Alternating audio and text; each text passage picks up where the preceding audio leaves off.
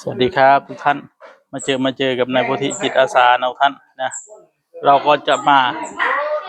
39เราก็จะมาโทรสั่งปูนนะท่านนะแล้วเราก็สั่งปูนนะท่านโทรสั่งปูนก่อนพรุ่งนี้จะได้คิวแรกหรือเปล่าอย่าว่านะมืออื่นปูนมาแล้วฝนตกมันสิเป็นแนวนั้นได้ส่วนลายนะ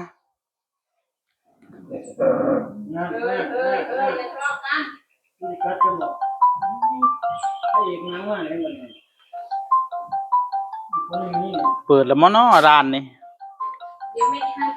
2 โมงเปิดเนาะโอ้มัน2 โมงเป๊ะเลยนะยันกำลังเปิดร้านนะนั่นลุยแล้ว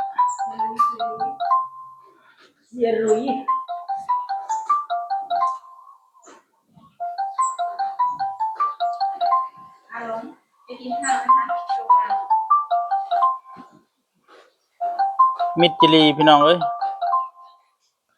ร้าน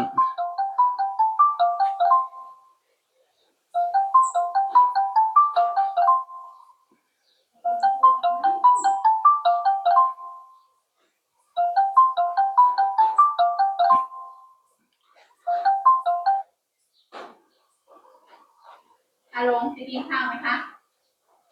ไม่ได้กินเด้อใครเน่าใครไม่รู้เพื่อนแต่ตัวกระเพาะอาหารแล้วว่าอะไรเยอะ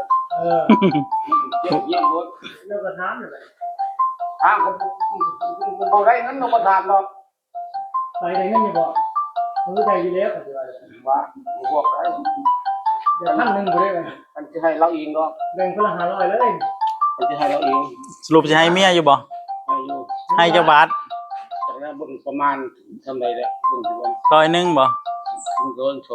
200จะให้เมีย200แล้วสิบอกเราว่าจังไดได้มาจากบาทได้มา300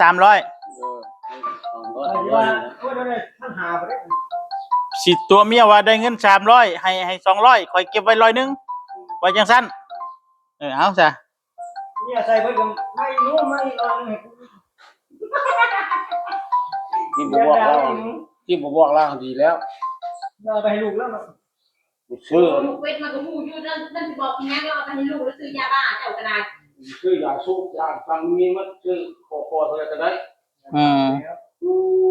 เอาคือละเงินสิได้เงินเนาะจะได้กรรมเจ้าปะยาหาอะไรจะเลือกบ้านเจ้าลูกใส่บ้านเจ้าไม่ทะเล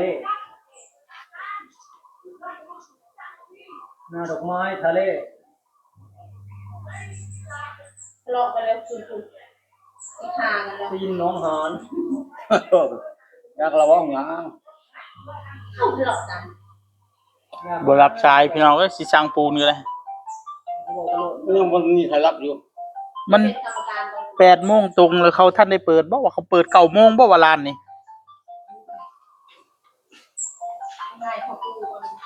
ตาที่จะฟังตั้งโรยังนักกว่าโยในตะเต้าจะมาเด็กเอามากันผัวแซงนี่ดีเรื่องนั้นโยมสมน้ำหน้า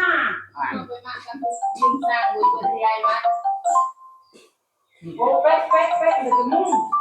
จะไปดูนะมึงจับกินนะกูเงี้ยงเลยอะไรนะโอ้ยเลยเปิด8 โมงครึ่งร้านยังไม่เปิดนะท่านรอให้ร้านเปิดก่อน